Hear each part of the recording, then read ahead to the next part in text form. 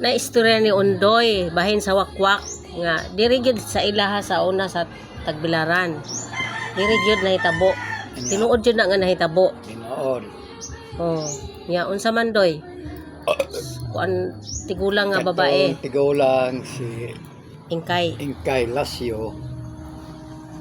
Ang silingan sa barangay. Barangay Poblasyon 1. Musuroy pagkahapon, hapit na marasais. Usga. Ang akong magulang nabuntis. Kinsa nga maguwang nimo si? Ide.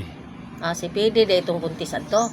Unya gipanid-an niya naglingkod siya sa among silingan nga tindahan niya maglingkod.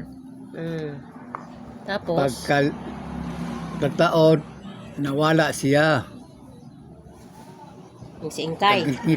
Pagangit-ngit na. Karon diha na nakapakapa na siya, may pako na siya.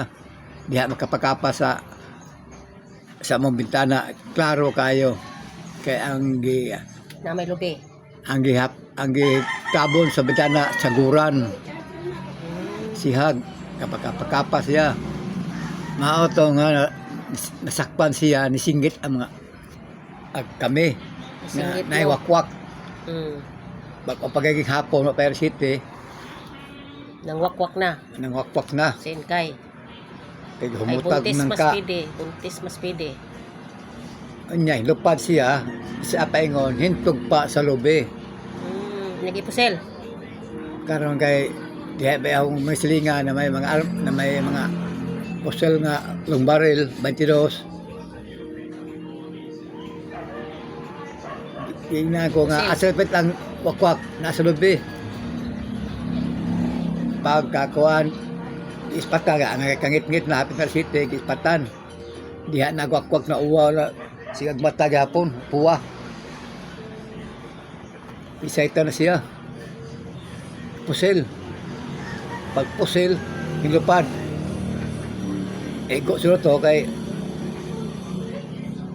hilupad man ego sila to Pako tingali. pata may balo asa may ego pag kasud adlaw nilakaw siya ayang kamot naagi